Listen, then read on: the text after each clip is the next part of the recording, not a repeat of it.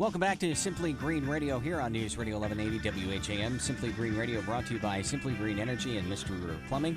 A website we can give out to you tonight, folks, mysimplygreenenergy.com. You can listen to previous shows online, and also the show we're doing tonight will be uploaded, I believe, fairly soon. So you can enjoy that as well. Maurice Aubry in studio tonight, Mo, Pete Maurizi, True Story Pete, and Brenna Hartman. And we also have a guest joining us in studio for our second segment tonight, Rob Fornataro, and Rob is with SWBR Architects. He is a senior designer. So, Rob, welcome to the studio. Thanks. It's my pleasure. And I will let you guys kick off the show because we're going to be talking about, and Pete, you already alluded a little bit to it, but LEED, you gave me the acronym again. Leadership in Energy and Environmental Design. Mm-hmm. And what LEED, I believe, is, and Rob, correct me here, it's a rating system. It's a rating system that looks at 5 key areas in a structure. And those would be whether you have a sustainable site development, the water savings, energy efficiency, the materials that are selected, the recycled materials, for your flooring and such, and indoor environmental air quality. And once you go through this rating systems, they have certified silver, gold, platinum, and so on. And I guess, Rob, now how do you tie into making, I've got this building, and I want to get LEED certified. What do you do for me? As a client, first I would look at the building and or the design, and if you had a design at that point, but I would start to analyze what we call a LEED checklist. We would go through the checklist and we'd start to look for potentials of strategies and techniques you would like to use or we could naturally have synergies with in the building itself. And then from there, start to design and refine the design more and more and go through the LEED documentation process and then certify the building. Okay, so you're looking at things like how I'm oriented to the sunlight, how you would set my windows up, what kind of renewable, sustainable energy would be right for my house. Are those the kinds of things we're talking about? Yeah. Design philosophy-wise, I would say that we try to do things as passive as possible at first, try to look at the passive systems, and then which would, once you maximize the passive systems, you kind of minimize the active systems, all the HVAC and things like that. So that saves the client money. I see. Yeah. Rob, why don't we, before we get into a lot of details here, Rob, why don't you tell us a little bit about yourself and maybe the company that you work for? Well, I'm an architect there. I've been there for 3 years. Our firm is an 80-person architectural firm. Oh, 80 people. Yep, it's a 80 big people. firm. Yeah, and it's one of the largest in Rochester. Very nice. We do a lot of LEED projects. I'm currently working on 2 there. We've done a biofuels laboratory at Cornell, which we're very proud of, and other GIS, the Gallisano Institute for Sustainability. We're working on the design of that currently. So we tout ourselves as experts, and I would say we're kind of leading that. We're on the forefront of that for Rochester. 222-1180, the number to call if you want to join in on the conversation. Again, that number 222-1180. I was just wondering, with your firm, is it mainly focused on the LEED architecture, or do you do a variety of different services as well? Well known in the area for the environmental design? Well, we are, and what we try to do is approach every project as a sustainable project. LEED is just a tool for that, we believe.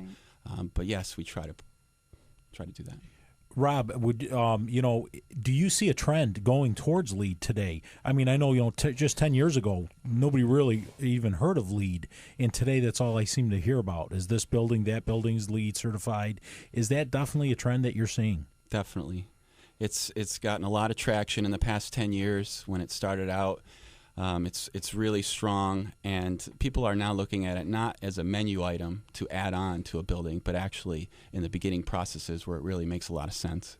What does it really mean at the end of the day? I mean, I understand that LEED isn't necessarily about the products. Like, a product can't actually be LEED certified. Am I correct? No, they have different what they call cradle to cradle for products. There's different rating systems that tie into LEED, but no, LEED is specific to buildings. To buildings. Yes. And what happens at the end of the process when you're LEED silver, you said, or there are a couple other levels? Is that for incentive purposes, for rebates from the government, or is that for just resale? Environmental, responsibility, Resale. Yeah, let me or say. resale. Yeah, resale is a big part. It's market value, especially for residential. You could sell it and market it very well. But yeah, there's a plaque that you get at the end of that. But there's also that third-party rating system that gets you that certification that it's energy efficient and it's looking towards the future and the future generations of our family. You know, we did have a guest here a couple weeks ago, John Ballone, and we were talking a little bit about that he's got a LEED certified building here in Rochester.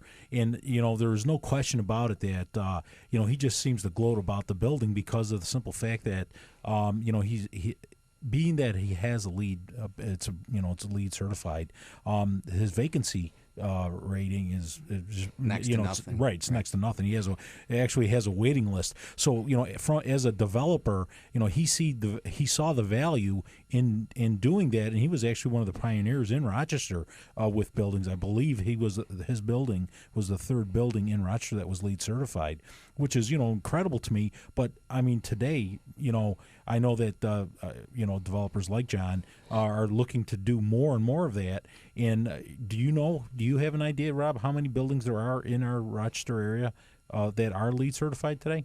I mean, if you had to take a guess. I don't, but there's an easy way to find out on the USGBC website, United States Green Building Council website. Right.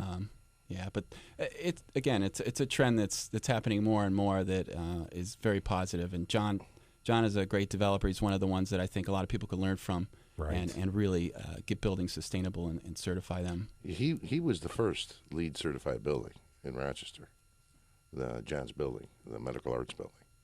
He was the very first, so he is an innovator. Let me ask you straight out, why do I want a LEED's house?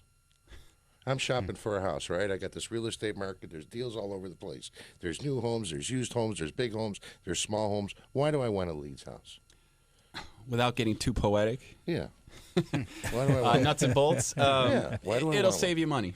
It'll save me money. Yeah, it'll save you money. Can you put a number to that, a percentage to that? Can you give me save me money? It depends on your utility rates and how green you make it or how sustainable. If you had a photovoltaic array that was 4 kilowatts and it pretty much gave you all the energy you needed for your house. So is part of developing a LEED's home, bringing in the photovoltaic, the geothermal, and all these other things. Do you advise the client as to which technologies would be best for them? Do you go there? Yes. You after the passive systems are maximized, I would look to where their site is and try to direct them. Obviously, solar is very difficult here, living in Rochester, as you know. So that is a technology that has a lot of first costs to it, and the payback is very long on those systems. So you would need some incentives for those to help offset that. Right. Geothermal is certainly the other large portion of that in our area where it's beneficial. And, I know that, we're looking at doing different types of fields, and that really is where it kind of boils down to whether it's a horizontal field, a loop field, or a vertical, or we've even looked at a couple of pond loops. But I know that it's all really getting to be a very, it's just there's more and more demand every day. Sure, yeah. We're doing, at Brockport College, we're doing an academic building that's looking at geothermal. We're going down vertically just because of the natural state. There's a lot of bedrock and it holds better. So there's a lot of good friction there. So. Yeah. All right, so let me see if I got something straight here. I made a statement earlier, one of those little factoids, was that buildings produce more CO2 gas than the transportation or industry sectors. Now, that's a lot of CO2 gas. And I asked you off air, how do buildings produce CO2? I mean, I was taught in school, I inhale oxygen, I exhale CO2. I inhale oxygen, I exhale CO2. And the plants do just the opposite. They take the CO2 and they give me back oxygen. What am I missing here? What's this? Is there bad CO2 and good CO2? What am I missing here? Well, there's CO2 that comes from fossils millions of years ago that is different from CO2, say, in plants that is done with photosynthesis.